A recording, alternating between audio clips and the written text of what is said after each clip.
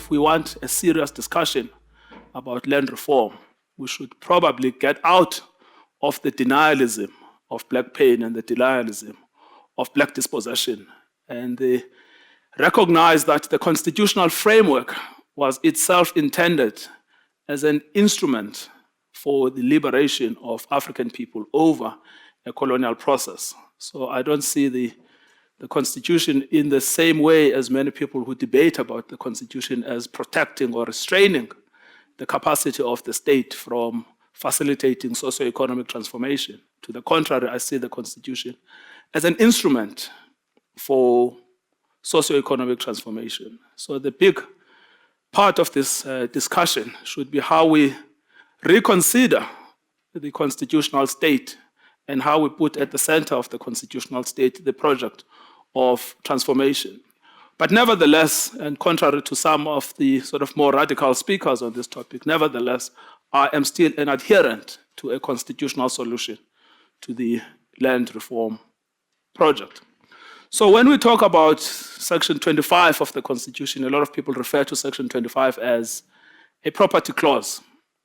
But you might as well look at Section 25 as an anti-property clause. It's the clause that entitles the state to interfere in property relations, in individual rights to property for the larger benefit of the South African state. So it is in part, and this is, again, maybe still more convincing, in part why you should buy my book if you've got the money,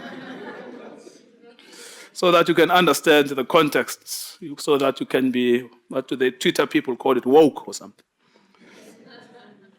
All right.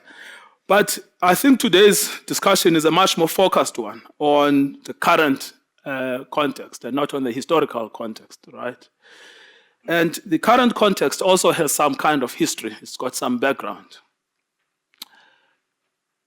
27 April 1994, we adopt an interim constitution. It contains provisions around property. That is then replaced in February 1996 by the final constitution, which contains Section 25. Section 25 is a long subsection with 9 subsections, right? It opens with no one may be deprived of property and no law may allow arbitrary deprivations of property. This is a very important opening to Section 25 because it illustrates the point that this is not a property clause, this is an anti-property clause. How that clause came to be framed the way it was is because there was a contest. The ANC negotiators went into CODESA and the subsequent Constitutional Assembly with their negotiating position, largely containing all of the clauses that we see in Section 25. On the other hand, the National Party and parties like the DP, I saw the DA the other day saying, "Viva Section 25." The truth is that they actually opposed Section 25 during the negotiations. And the reason they opposed Section 25 was because they wanted to entrench an unqualified right to private property. That was fought, and ultimately it was resolved at the Constitutional Court because there was a provision in the principles of constitution making that the Constitution would have to be certified by the Constitutional Court. One of the most contentious clauses was Section 25. The proposal by the ANC, which is an anti-property clause, and the proposal by the National Party, the DP, Inkatha Freedom Party, and all of these other similarly minded parties. I'm sorry if they are DA people, and I'm saying they're similarly minded to the IFP. At the time, they were on the property clause. These days, there's a bit of radicalism emerging there. But the point is that this debate was ultimately resolved in a 1997 judgment by the Constitutional Court, which endorsed the anti-property provisions. In other words, endorsed Section 25(1). No one may be deprived of property except in terms of a law of general application, and no law may permit arbitrary deprivations of property. So our conception of Section 25 first needs to align with the fundamental premise of the section, that we don't have a property clause.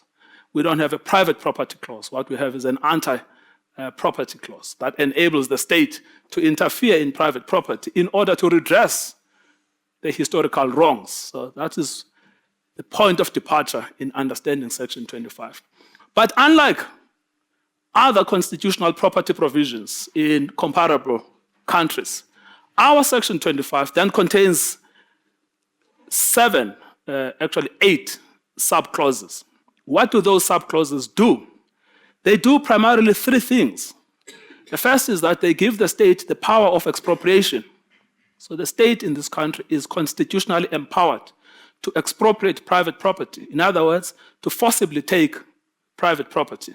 But that power of expropriation is constrained, internally constrained first, because the land or property, because it's broader than land, can only be expropriated for public purposes and in the public interest.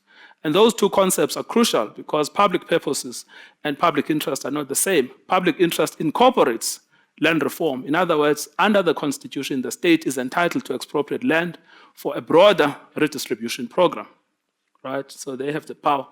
They've had the power since 1994, but it is a power they have not used. The second thing that happens in Section 25 is that when they exercise the power of expropriation, they must pay compensation in accordance with a formula called just and equitable formula. And although they have that power, what they have done over the past 23 years, they have not actually exercised the just and equitable payment formula. What they have done instead is to rely on a market-determined dispensation, the so-called willing seller, willing buyer. They again have no constitutional obligations. In fact, their obligation is contrary to what they have been doing. But I read something somewhere that Ruth Hall says that the market-related formula actually came to South Africa via the World Bank. So I'm not surprised.